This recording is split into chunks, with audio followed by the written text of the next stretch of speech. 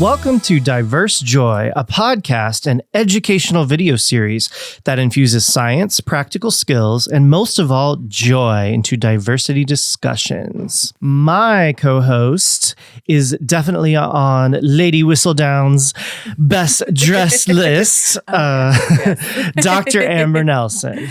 And my esteemed companion and a true diamond of the season is, in both intellect and humor, is Dr. William T. L. Cox. We were both dressed up in Bridgerton-esque attire. Our Bridgerton get-ups today. For fun, of course. And because the new episode or season of Bridgerton coming out this year. Mm-hmm. And we've recommended it before, one of our joys and joyful recommendations. So you should check it out. Yeah, it's fun. So, Will, what is bringing you joy this season? Well, my joy for this episode, what's bringing me joy, is actually related to the topic that we're going to be getting into. So I recently got an ADHD diagnosis. Yay! Yay!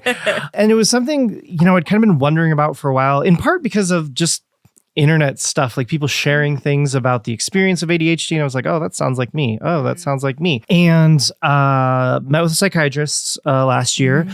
We did our interview, and you're going to talk a little bit about what's involved in a diagnosis, and got the diagnosis. And as soon as I started asking other people or telling people about it, everyone was kind of like, duh. Yeah. Yeah, including, I think you were one of them. Yeah. You maybe didn't say duh. You were like, oh, I thought you knew. I thought you knew about this. And I asked my parents if maybe when I was a kid there had been anything, and they were like, yeah, of course. Yeah. And so I was always a very smart kid and got good grades and high IQ, yada, yada, but did have some trouble with like fidgeting in school and things like that. And my parents said, all of your teachers said you probably have ADHD. And they were kind of worried about how a diagnosis or a label might negatively impact me. But yeah, as I've talked to friends, Amber included, and other friends who aren't, clinical psychologists, they were all like, yeah, that was pretty obvious. Like, I thought that's kind of part of your personality. Right. And I was like, well, I didn't know. I didn't know. With my psychiatrist, I got a prescription that has just completely changed my life in a very positive way. Today, you're going to share some maybe other more behavioral type of coping mechanisms as well. Absolutely. Some of which I think I've come upon myself just in how I live my life. Yeah. But so having a diagnosis and kind of connecting with that kind of neurodiverse community and seeing other people having experienced the same sorts of things and kind of feeling out of place in weird ways is really reassuring and feels good to kind of have that shared experience with folks. So my joy is my diagnosis. Yay! I love it. Yeah.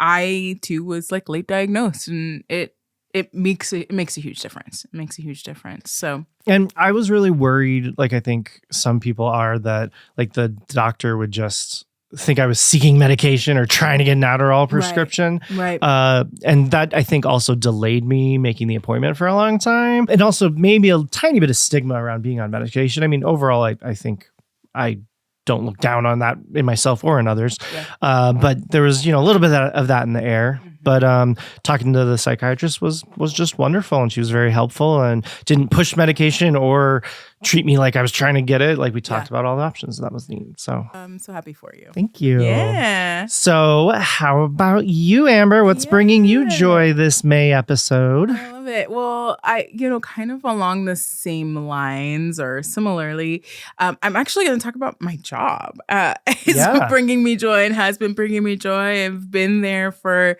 a year and a half now, and it has brought me so much joy. There's a lot of things that I miss about academia. I miss my students. I miss teaching, and being able to be in a clinical space again and working with kids on a regular basis, sitting with kids all the time, just makes me really happy. And there are days I just come home and I'm like, I love what I do. I love getting to sit with kids. I love being able to kind of infuse hope and give them skills and be able to see such huge changes in their life, and talking to parents and like, we didn't think that this was ever going to change and you're magic. And I'm like, I'm not magic. These are simple things, but you guys are doing them, and it's making a huge difference. And I love that. And part of my job now is that one day a week, I actually do ADHD testing with kids. So ages 6 to 16 in my practice.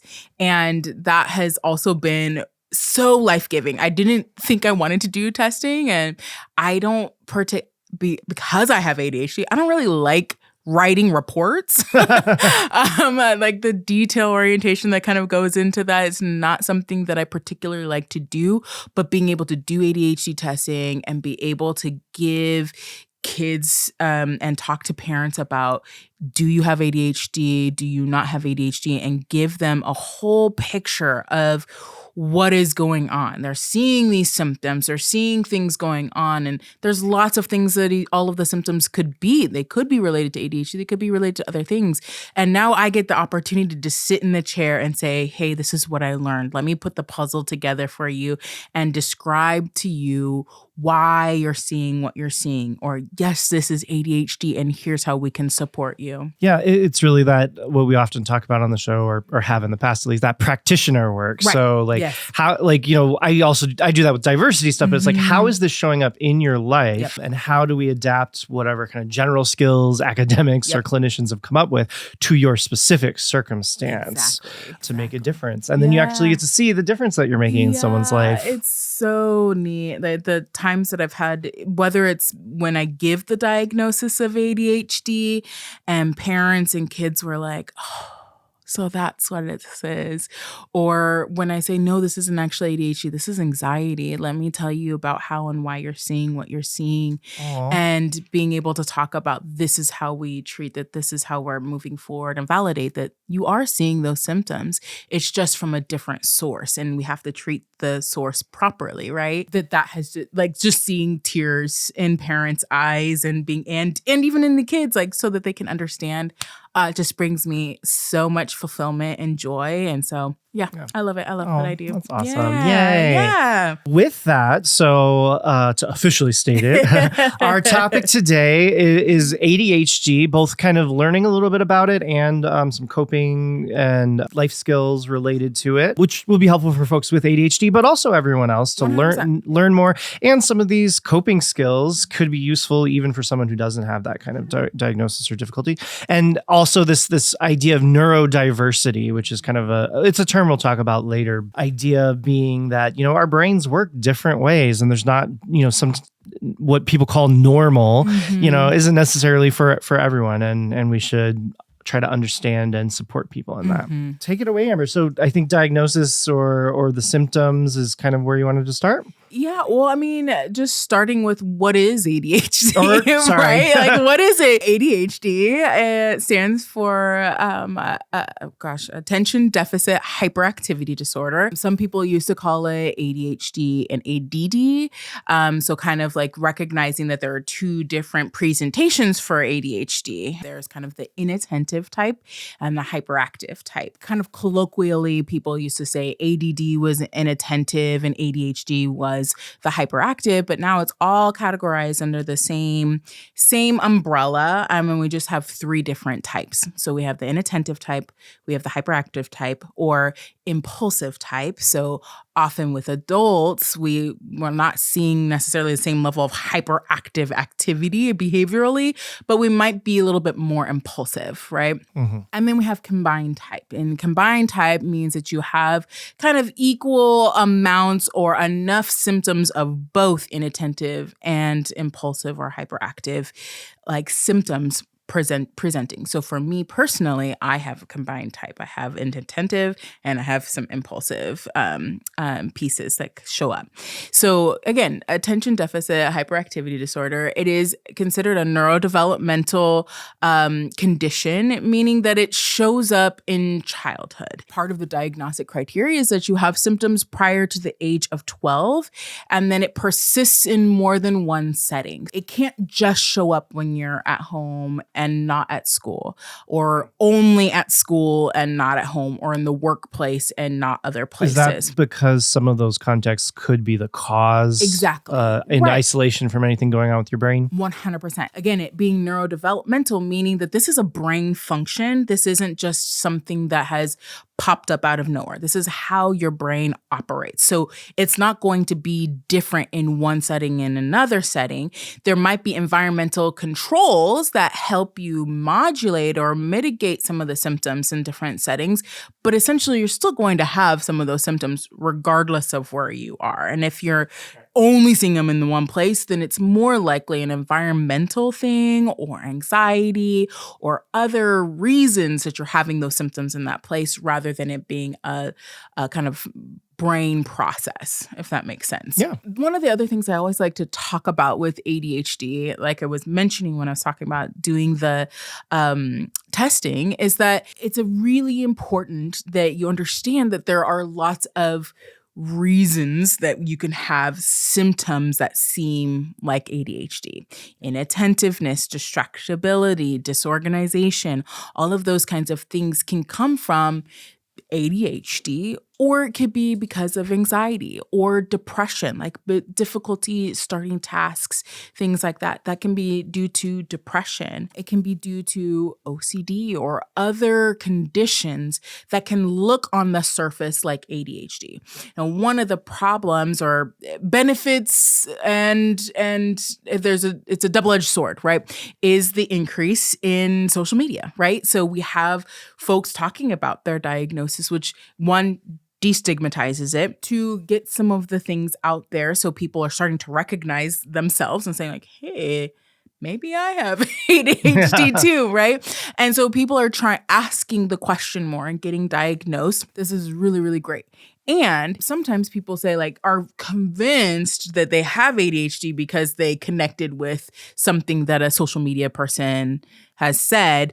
And it's like, well, you do have these symptoms. This is not to diminish that you don't have those symptoms, but what we have to figure out is what's the cause? Why? Yeah. Right. Why. And, we talk about the double-edged sword, you know, one of our big buzzwords, and we're going to talk about it later today, is empathy. Yeah. And so there are also, I guess maybe I should phrase it as questions because you know this and I know. Yeah. Are there also people who they just, have a lot of empathy, and so when they're kind of hearing about others' experiences, they kind of feel for them, but then maybe mix that up with their own stuff? Yeah, absolutely. It can absolutely be because of empathy. It's very easy to start to kind of fit some of your experiences into what somebody else is saying because we're trying to relate, right? Yeah. And it's not necessarily the level of maybe distress or difficulty controlling it or regulation that somebody with a brain process like ADHD would actually have, right?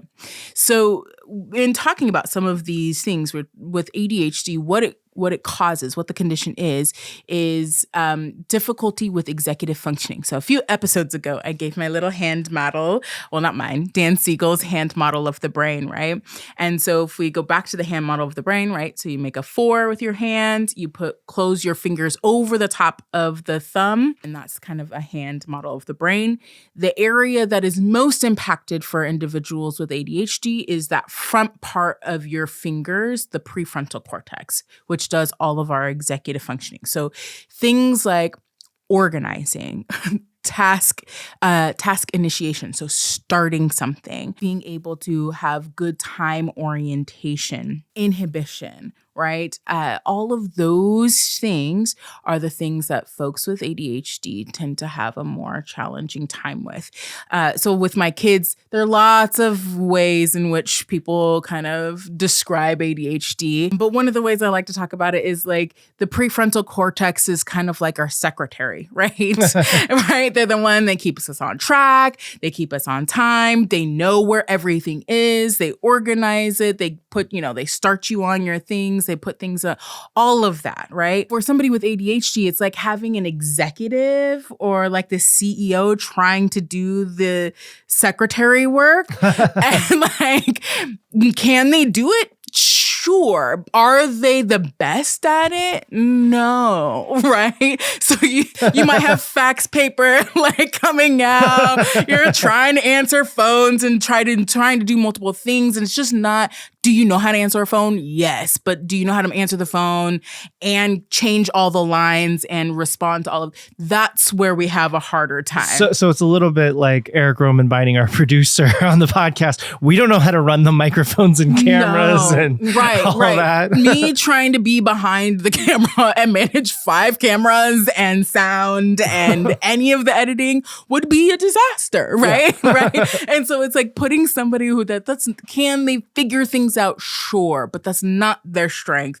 And that's what they're trying to do, right? So it causes executive dysfunction. And the other piece of ADHD is that we also have dopamine and norepinephrine regulation challenges. So essentially we have like lower levels of dopamine. So the reward neurochemicals, right?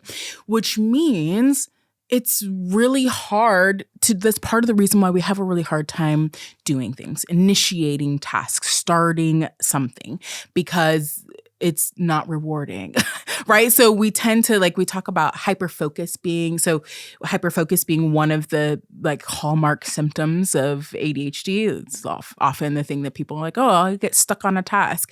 And lots of people can hyperfocus, right? They can get in a zone and really do it. With ADHD, we can get in a zone and we lose all track of time and sensibility, right? Yeah. 5 minutes we could feel like it's only been 5 minutes and it's actually been hours, right? Yeah. And so let me ask about that, because to me, it kind of sounds like a contradiction in that.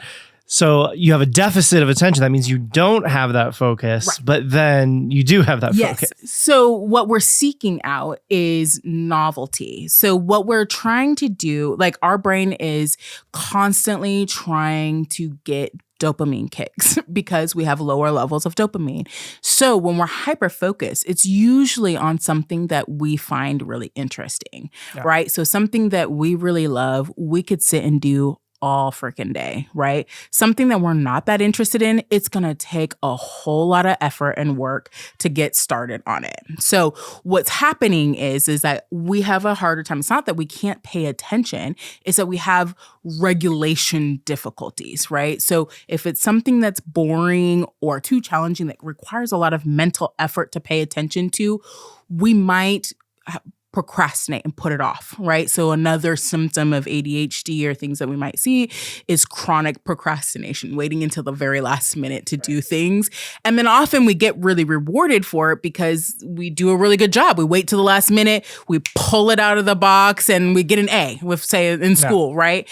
Which was one of the things that happened to me. I would stay up all night, pull all-nighters all the time, and then I'd get rewarded. I get an A, right? And procrastination isn't always necessarily a negative thing, because sometimes your brain's working on the problem in the background. 100%. But it's just, it can get away from you. Well, again, it's the chronicity of it, right? How chronic is it? Are you always waiting till the last second? Is it now starting to impact your overall well-being because you don't sleep? Because you're trying to get all of your work done at the last second, right? The paradox, right, that you were asking about, we can really hyper-focus, but we have a hard time with paying attention. So we have a hard time attending to things that we feel are boring or we're not interested in because of the lack of dopamine. Even if we believe they're important. Even if we believe they're important. And sometimes, especially when we believe that they're important, because then, again, our brain we put a lot of pressure on ourselves, and then we're like, we have to do this right. So we might be working on it, like you said, in the background, but have a really hard time getting over the hump of starting it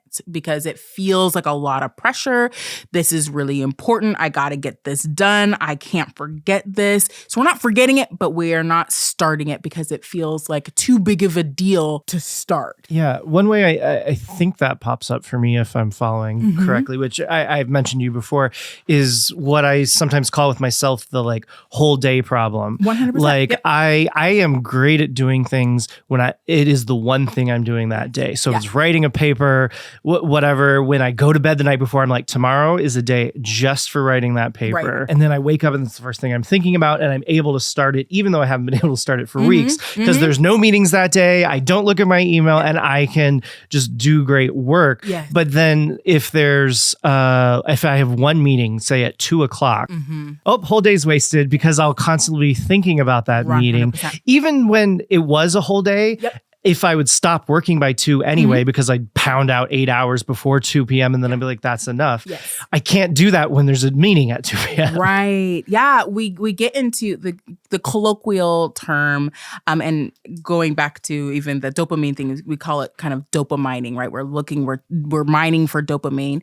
But in this, we're kind of getting this like we're in the waiting period, right? Like, especially as adults and as kids, we learn compensatory strategies. We learn ways to compensate for things that even if we didn't know we had ADHD, we just have been like maybe punished, whether that's like specific punishment or we've had negative outcomes because we got hyper-focused and we forgot a meeting, or we were really late, or we ran in and we forgot, we weren't prepared or something like that. And Or when you have the hyper focus and have to pull yourself out of it, that's very frustrating and aggravating and difficult. That task switching is really hard. Yeah. And so we've learned, right? Like, if I get started on something, I'm going to have a really hard time getting out of it. I'm going to get distracted. I'm going to forget about this meeting. So I sit in waiting period. I sit in waiting mode all day because I have this meeting or I have this call that I have to make. And so I'm just going to sit and wait until that thing is done so that I don't let myself get distracted by anything else. And then that can spin you off into like maybe even anxiety about the meeting 100%. When you weren't anxious about it, but now you're thinking about it so much because it's all you have going on. Absolutely. And again,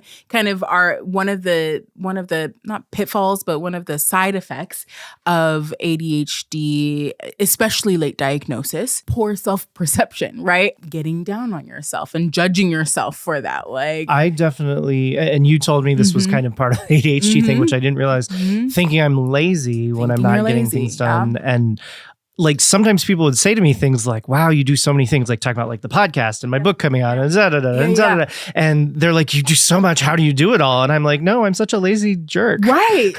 Same. And I still do. And we've kind of internalized these poor self-evaluations because there are times that something quote unquote simple or easy, something that most people do without even thinking about it, is something that is incredibly effortful for us, right? Like for me, doing the dishes is miserable. I hate it, right? And so they'll stack up and like I'll sit there and I'm like, this is easy. It's such a simple task. Just do the dishes, right? And why can't I just do this thing? And so something that's really simple can be really effortful for us. So we've internalized these really poor self-perceptions. So then when we're in that waiting mode, those poor self-perceptions, like, oh, I could be doing something else. I should be doing something else. Why am I being lazy? All of that starts to pull up. Then we start feeling bad. We start getting anxious in that like waiting period when we could be doing something else, even if it is something fun, right? Yeah. So the dishes thing. So I mean, if I'm pulling things together the way I think I am, so I find ways to make it like dopamine mining, I guess. 100%. Like definitely putting on TV shows, but also being married now and living with someone. Like I really think of it as like, you know, if I don't get to it, Eric Roman's going to do it. Yeah. And he already does so much. And like, I'm like, it's something I can handle. So if I think of it, not exactly an act of love, but a little bit of that. I'm like, I need to do this before he does it and has to do one more thing around the house. And that helps me get the task done at least. Absolutely. Finding ways, like you said, dopamining, finding other meaning or other reasons to do it can help you with getting over the hump of initiation, right? And so whether that's, I watch Golden Girls while I'm doing the dishes. Like it's always this thing. Or for me, I like to listen to music. I like I've mentioned before, like my little French cafe playlist. So I feel like I'm in a movie and it's my own personal soundtrack while I'm doing the dishes, which is my least preferred task, right? Finding those things to make it novel, dopamine producing, and how allows you to kind of get over the hump of initiating. Let's take a quick break and we'll be right back with more. Yeah.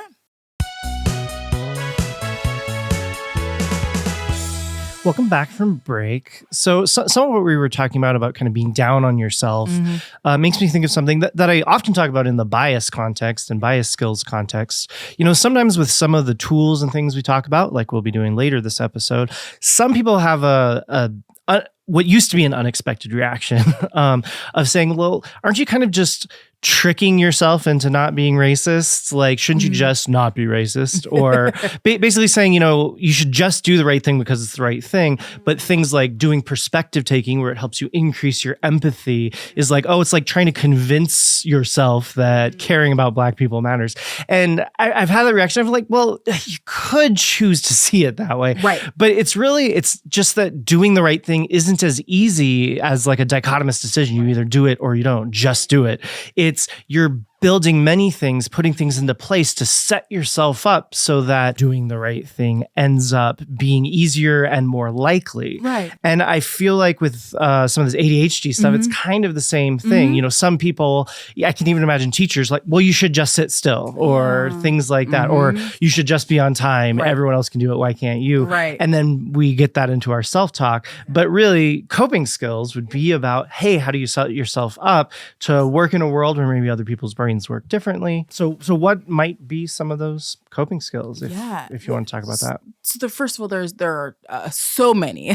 There's so many strategies out there and so many places that you can go. But before I talk about that, I wanted to comment on was that, I think sometimes we have to kind of work on the outside in when we talk about like, it's not really fake it till you make it, right? But it is working from behavior in. And as the more that you're able to do a behavior and more that you're able to trick your brain, the more that you're able to internalize like why this is important. Even if the cognitive part hasn't come yet, once you start doing it and you start seeing the benefits of it, then it starts to internalize like, this is why, right? Like even you mentioned a couple episodes ago about your leaving your phone in the kitchen at night, right? Yeah. And since doing that, now you understand why that's such a helpful thing. Absolutely. And how you're feeling better. And like, so you had to start with the behavior in order to start to like internalize why it was. If you weren't getting kind of that feedback, you might have just reverted right back to keeping it with you, right? But once you started doing that, you knew the quote unquote benefits of not having your phone with you. But then once you started doing the behavior and you started feeling the benefits, you started to internalize the reason behind it, right? And so that's even more important for people with ADHD because 100%. Of this dopamine stuff you were talking about. 100%. We have to have that kind of immediate feedback, and often immediate feedback because we have a hard time with delayed gratification. So we need some sort of immediate feedback or immediate dopamine, something so that we know how to move forward. So things that we talk about, like so difficulties that we struggle with. Focus and attention, right? One of the biggest hurdles is focus and attention. I like to, or even let me roll back. I really like to use acronyms, which I've mentioned a million times, right? One of the reasons I use acronyms is because I too have ADHD, and acronyms help me remember things without having to go through the clutter of my mind. So if I have an acronym, even if I'm not remembering all of the things at the top of my head, if I'm like, oh yeah, BOOST is my ADHD acronym, I can kind of think through like, what were those things that I wanted to remember? And so it helps bring to awareness. It keeps it novel. It helps me remember things more quickly than if I were to just pull out a bunch of facts from my brain in an unorganized way. Focus and attention being one of the primary symptoms of ADHD, right? BOOST is the acronym that I like to use.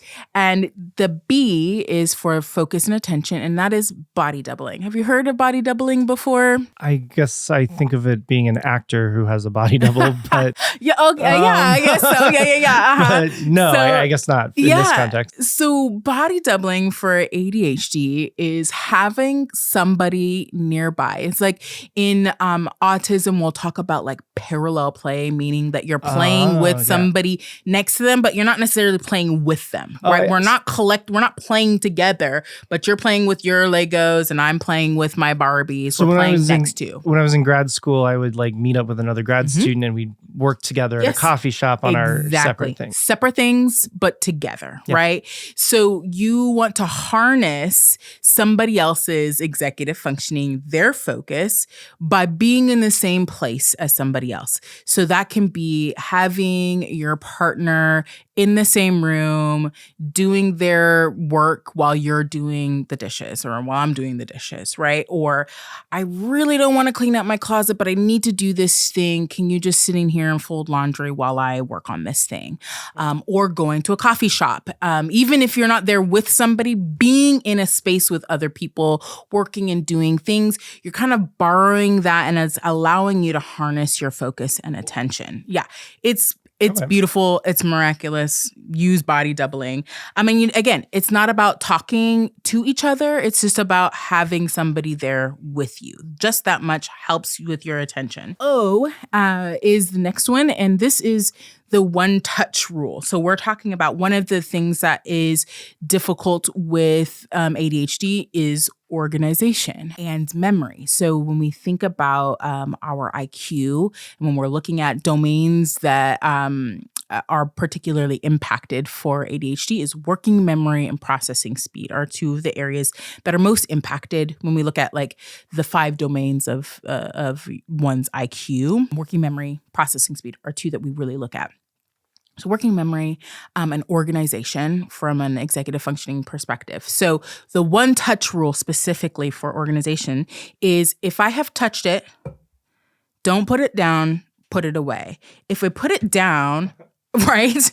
If once I have touched it, I need to complete the before I move on to something else. So it's a one touch rule. So because something like dishes again, Clearly, I hate dishes. You clearly have a Clearly, focus. I have an issue with dishes. If I'm bringing dishes out of my room, if I have cups or something that I've brought into my room, I'm going to take them and bringing them all the way into the kitchen and maybe even washing it immediately and getting it done, finishing the task completely before I have just put it down. Because otherwise, I'll just bring it and put it in the kitchen, and then I have a pile of dishes that I'm going to... I have told Eric Roman so many times, hey, let's have a new house rule that the dishes go directly in the dishwasher after we use them.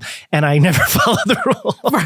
Right. Or I follow it for a day. Yeah. So it's the thing that I'll say to myself, that one touch rule is like, don't put it down, put it away. So like, I'm not just going to put the dish in the sink. I'm going to put it straight into the dishwasher. I'm going to finish the task completely. And that will help us from like abandoning tasks in the middle and then having another thing that we have to deal with later. All right. So one touch rule, B and O. So second O. The second O is organize and gamify. So what that is like, we're dopamining. We're trying to find novel ways of making a task interesting. Seeing if you can beat the timer, right? So like, I'll play that game with my kids all the time. Like, okay, how quickly can you get this task done? Like something that they don't want to do. Hey, how fast can you run up and get your backpack and come back down, right? Like, oh, okay, like when they're like complaining about not wanting to do something, you want to gamify it, make it more fun because we're infusing dopamine and reward. So make it novel,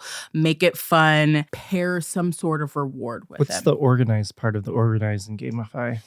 Organizing like a game, right? Oh, like organizing the game. Okay, organizing the gamifying. Like, right, how can I organize it around something that's going to help me make it novel, make it rewarding? You can also pair it with a reward after the task, right? Like, I can't watch the show that I want to watch until I have finished the dishes, right? So like those kinds of things. Or I'm watching it while I'm doing the dishes. So we want to do anything that we can maximize dopamine production and a sense of reward. So that's OO.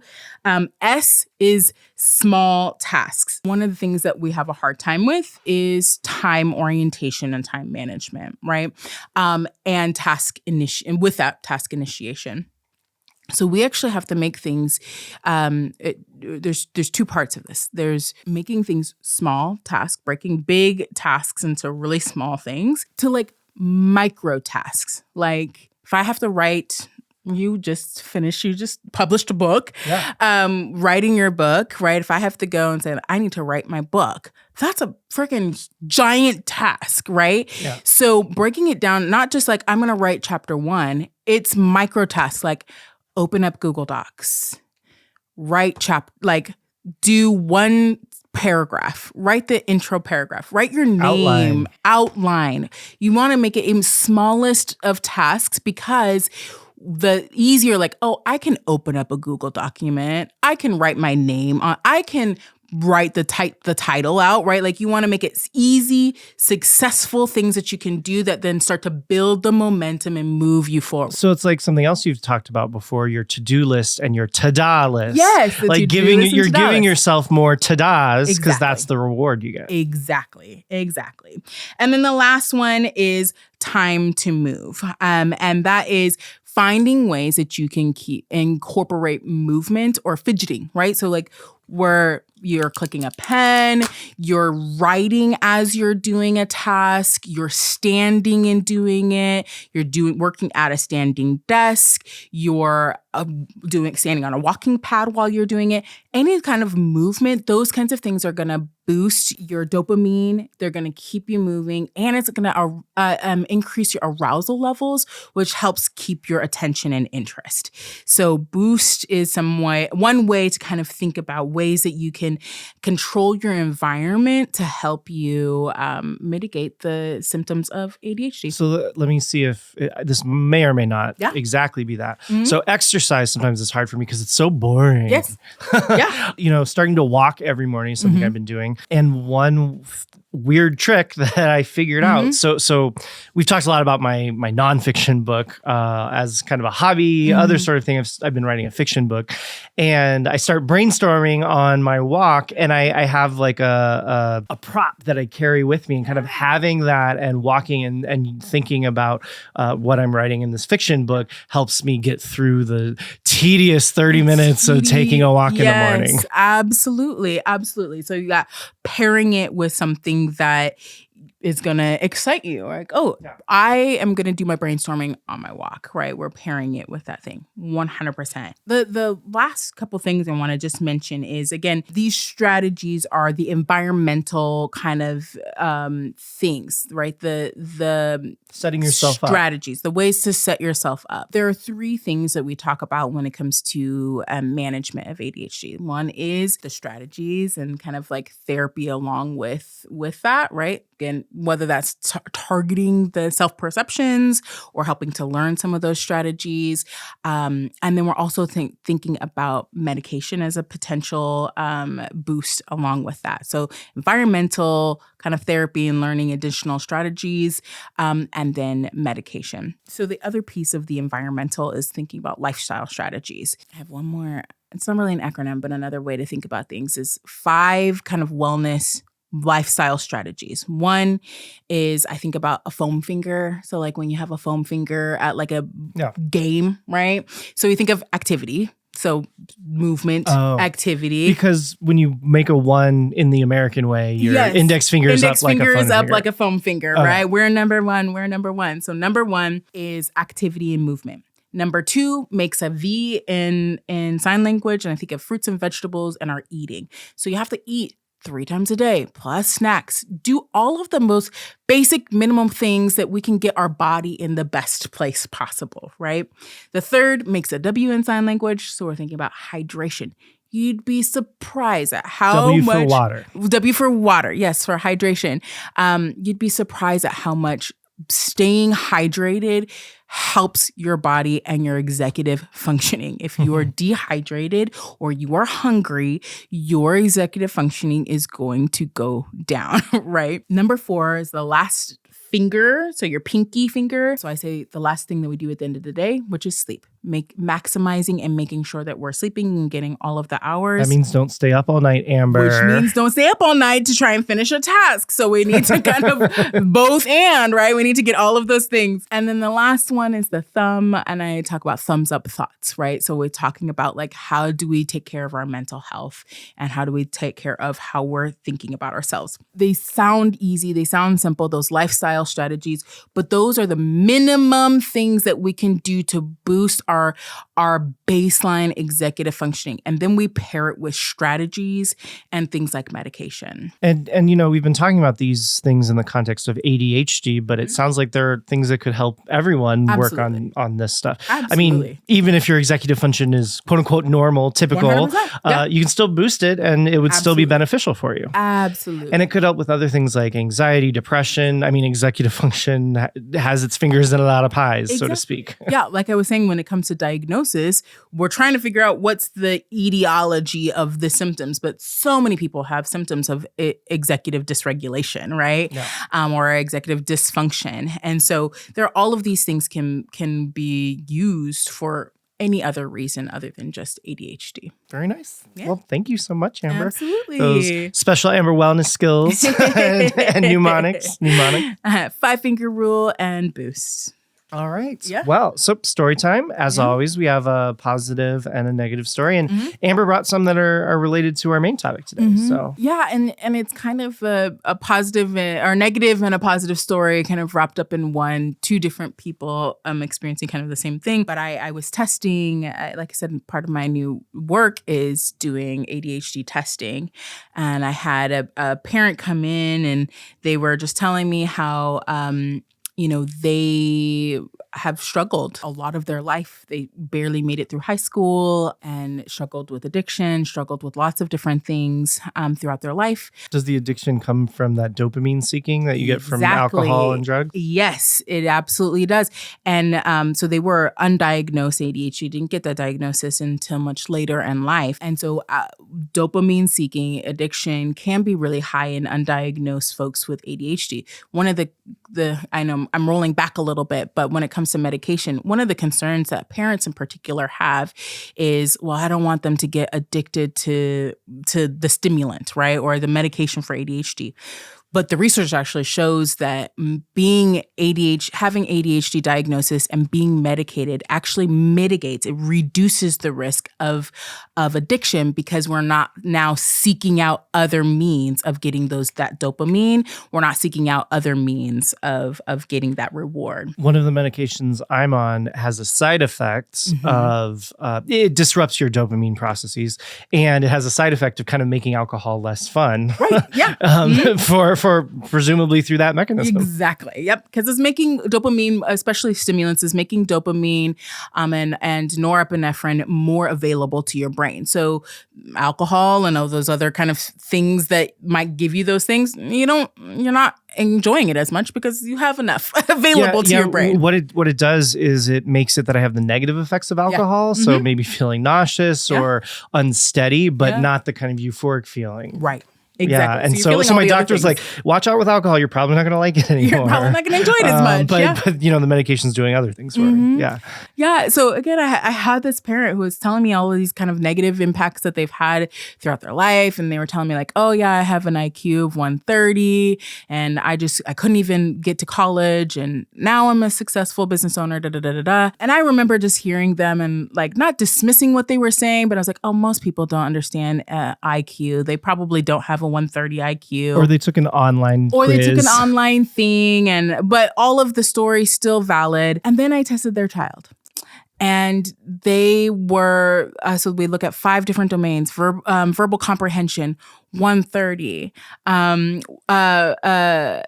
fluid reasoning, 132, right? We're looking at all of these other things, 130, 132, 129, and then the 2 that are most diagnostic, like I said earlier, working memory and processing speed. Also, 130 is like Mensa level, right? Yeah. So this is 2 full standard deviations from average. And then we look at processing, working memory, 78. That's in the borderline range. Isn't that 2 standard deviations below? 2 standard deviations below the average. And processing speed was similar, like 80 or 78, something like that. And so I was just looking at this like, holy buckets. This child has so much cognitive resources, is so smart, but their attention, their poor little brain is struggling so much. And so I just saw that and I was like, man, I'm so happy and I'm so glad that we get to I get to give this feedback to this parent. One, the parent felt so validated. Like, yeah. I knew that my child was struggling. This is like a 6-year-old kid, right? And the earlier you catch it, the more you can... The earlier we catch it, the better we can mitigate the internalization that I'm bad, I'm lazy, I'm stupid, what's wrong with me? And the better we can mitigate school, right? Like the things that you need in order to be able to function are not the things that schools do at baseline. So now we can get this child the appropriate accommodations so that they can actually reach their potential and not miss out on so much that like their parent had, right? That their parent struggled with throughout school. And so that's the negative story for the parent when they were the kid, but good now. But great being able to have this early recognition for their child that we can really put this in. I wrote a whole letter to the kiddo and to the school. Like, this is how this child probably shows up in class. These are the things that they need. Don't dismiss them because they're really good at verbalizing and really smart. And that's often what happens, especially in schools, is that they'll see a highly verbose, really verbal kiddo and they'll say like, oh, they're smart. They're doing this on purpose. They're just doing this on purpose. I'm like, they're not doing this on purpose. This is how their brain is functioning. These are the ways in which we can maximize their potential. Don't dismiss it. Like, understand what we're seeing and support them. Oh, that's beautiful. I'm glad these kiddos have you. Thank you. Thank you. Let's take a little break and then come back for our question. Yeah. See you in a moment. Welcome back from break, everyone. So as always, quick reminder, you can send us your questions, your stories, your ideas for episodes. If you enjoyed this one and want Amber to talk about anxiety disorders next, send it in. We're always excited to hear from y'all. And you can do that through the form on our website at diversejoy.com. So for today's question, so I kind of mentioned this word at the beginning. What is neurodiversity? So neurodiversity is really an umbrella term that really gets at conditions that are neurodevelopmental and neurological in their etiology, right? So they are ones that show up when you're a children and they last throughout your lifetime. Whereas, so things like ADHD, autism, learning differences, all are neurodevelopmental or kind of fall under that neurodiversity spectrum. We often will say like we're a little neurospicy, right? We've got a little extra something in there that like makes us interact with the world a little bit differently. The difference, again, that neurodevelopmental is showing up when you're a child and then lasts throughout your lifetime. It's not a disease, it's not something, but it's not something that's curable either, right? There are lots of things that we can do to mitigate it, lots of strategies, medications to help manage it, and not something that's going to go away. They're persistent throughout your life. Whereas other things like anxiety and depression can pop up at different points in your life and they can go away. Those things that are neurospicy, just kind of a part of who you are because it's how our brain works. And neurodiverse and neurodiversity it's beautiful to be able to see that term become more and more popular and more widely used to describe differences and recognize the need in workspaces and school to accommodate and support folks that are neurodiverse. It's kind of acknowledging, our brains work differently. Yeah. Than maybe we don't like normal, but average neurotypical folks. So neurodiverse, neurotypical. So rather than it saying average or normal, typical versus diverse. Mm-hmm. Awesome. Yeah. Great.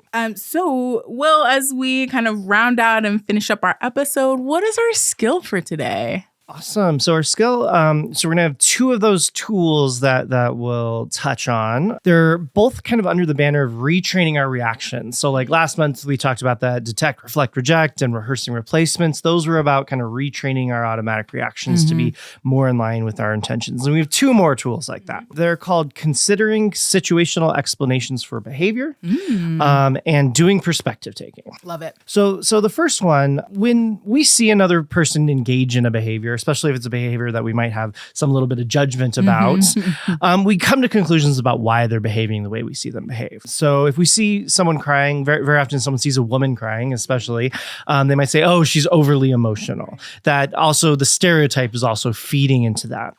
So that's calling on a personal explanation about her, something internal to her as a person. She's overly emotional. It's a problem she has as a person. But we can take some time and kind of think, well, what aspects of the situation might be informing that behavior, causing that behavior? We can think, well, maybe someone in her family just died. Maybe she just got injured in some way. We can think of other things that could create the behavior, but on average, we tend not to.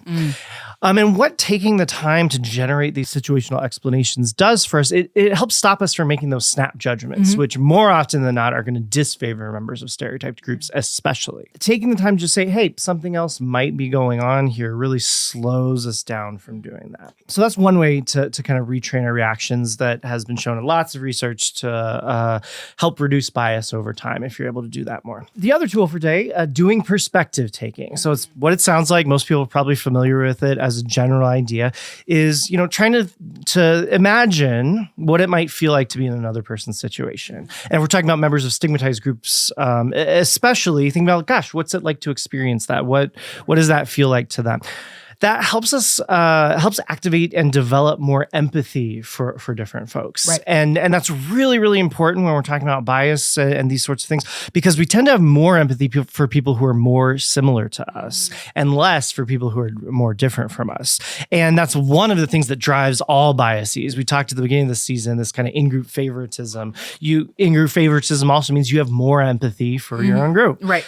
So we're trying to work against that tendency. So for instance, this is tying it back to some of the neurospicy stuff we've been talking about. Let's say there's someone you work with who's always late. You might... Can't relate. Just kidding. You can actually use both of these tools. So you can think of situational rather than saying, oh, they're bad at time management or whatever. You might think, oh, well, maybe something happened with their kid and that's why they have to be late on this call.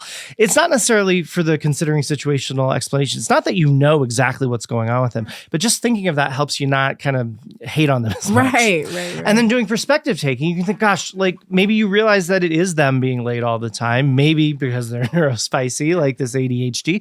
But you can do perspective. Gosh, what does it feel like for Amber when she's late all the time? She knows she's late. She probably doesn't want to be late. She probably thinks that you're annoyed with her because she's late. How does that feel for her? She has to live her life like. So you can do that perspective taking. Be like, gosh, that would be really hard. And you start to have that kind of, hopefully start to have that real empathetic connection. And then you're less likely to kind of dismiss the person or be judgmental towards the person for those reasons. And over time, the more you develop the empathy, the more natural it becomes. Right. So the next time Amber's late or maybe someone else is late, you have that empathy first, even without it being as effortful as kind of using it as a tool to work on this skill. Yeah. So, yeah. And again, it's that internalizing, right? Exactly. It's like it might take some effort if initially, and then it becomes internalized that's your default, then becomes the empathy of the flexibility and understanding of there are so many things that could have happened as to why this person is chronically late or was running late today. And that's your first thought versus the judgment. Exactly. And it relates to that thing I was talking about, oh, just do it the right way. Someone once said, they were like, well, you're trying to trick yourself into empathy. You should, just do the right thing because it's the right thing. It's like, well, the empathy really helps set you up to 100%. Do the right thing. Yeah. And I've said before, sometimes we have to do the behavior first to get the brain to come alongside and to get there. We have to rehearse it. We have to practice it. Sure, do we want the motivation first? Well, yeah, that'd be great. It doesn't always work that way. Just like kind of with all these strategies with ADHD, we kind of have to hack our brain and find other ways of motivating us before we get around to why this is helpful for ourselves. Absolutely. So check those out. You can also look at the previous episodes where we talked about these tools even more in depth on our website. The episodes have tags, so you can look at the doing perspective taking tag, and every time we talk about it, and other videos and other examples we have all through the website. So we have a lot of great resources there. So remind you to check them out. It's good stuff. Go to our website. All right. So as we close out our episode today, well, what is your joyful recommendation for us? My joyful recommendation kind of relates. It's a Neurospicy TV show. It's a wonderful TV show that we did mention at least once before, but it wasn't the recommendation. It's called Crazy Ex-Girlfriend. I love Crazy Ex-Girlfriend. It is so good. So it's a musical show. So the main character one of her coping mechanisms we learn through the course of the show is kind of coming up with musical numbers in her mind to deal with all the emotions of herself and the people around her. And it's just really funny musical comedy, lots of great characters, lots of great diversity, both in terms of neurospicy diversity and sexual orientation, gender, racial diversity. The character from start to finish of the show, starts off with a lot of behaviors that some people might point to as disordered. Yeah. But for her, she thinks she's caught up in the romance of life and all these things. But as we go through the show, we start to see it through a different lens. And she ends up getting help when working with therapists and getting a diagnosis that really changes her life. And she's able to understand where some of her behavior was a bit out of line. And it is just so beautiful and so well done. And I've known of two people who had similar sorts of mental or emotional issues who it was very interesting. They loved the show because they saw themselves in the character, but when she got the diagnosis, they turned off. Yeah. And I was like, ooh, is this because you're not ready to deal with it, although the character was. Yeah. And so it was really interesting. And you shouldn't diagnose your friends, but you can see patterns maybe. And I was like, oh, that's very interesting that you suddenly turned off on the show. But also, I have had two friends who were on the other side of things, where someone close to them had a similar sort of disorder, and they were calling them the victim of it is not exactly right, but they had to deal with it. They were, on the receiving end. On the receiving end. And seeing this show and having it connect the dots the way it did was really cathartic for them. And they were like, oh, yes. And I'm making it sound like it's all about mental disorders. It's really not. It's but there is that. There is, that is part of it. And it's underlined. And it's not until the third or fourth season that she really gets her diagnosis. And I think I mentioned, maybe it was first season when we first brought it up. But she has a song, My Diagnosis. And again, I think it's, even with ADHD, it's your joy, right? Being able to have the name, to know this is what this is why I'm putting the puzzle piece together. I finally have a name. There's a whole community. There's a treatment moving forward. There are all of these things that connect the dots of the pieces of myself that didn't make sense before. For you, ADHD. For me, ADHD, right? As soon as I got the diagnosis, I was well into my 30s, and I was like, oh, yeah, that's why. and we talked about this a little last episode with Jack. He talked about, kind of not having that connection to his native heritage. Right. And, it has protective effects when you have connection to other folks, whether it's similar in culture or similar in a diagnosis. And so then getting that just feels so great. So yes. But the show, it's fun. It's about friendship and love and all the normal, really exciting, really hilarious, amazing music. The music is a bop. So fun. I listen to the soundtrack all the time. The music videos that you kind of pull out of it are amazing. Even just check those out on YouTube. Type in Crazy Ex-Girlfriend song or something. So it's wonderful. Rachel Bloom is the creator and the star, and she is amazing. Follow her on everything for more entertaining stuff. But that's my recommendation. Yay! All right. Thank you. Absolutely. All right. I'm Dr. William Cox. And I'm Dr. Amber Nelson. My book, Overcoming Bias Habits, is out now. Check it out to learn evidence-based skills to help you effectively reduce bias and stand up for diversity. And I wrote it before I was diagnosed, so also be impressed that a person with ADHD could write a book without having some of the tools that I have now. Diverse Joy is produced by Eric Roman Binding with music by Jay Arner. Follow us at Diverse Joy on most social media platforms for extra content. If you enjoy the show, help us reach more people by leaving 5-star reviews or by recommending it personally. Word of mouth accounts for 70% of how people find new podcasts. New episodes release the first Wednesday of every month. Watch us on YouTube, listen in any podcasting app, or check us out at diversejoy.com, where you can also find additional diversity education resources, buy some incredible merchandise, or donate to support the show. Diverse Joy is the official podcast of Inequity Agents of Change, a nonprofit devoted to evidence-based approaches to reduce bias, create inclusion, and promote equity. All that good Jedi work. Learn more at biashabit.com. Thank you for joining us. Now, go find your joy. Bye. Bye.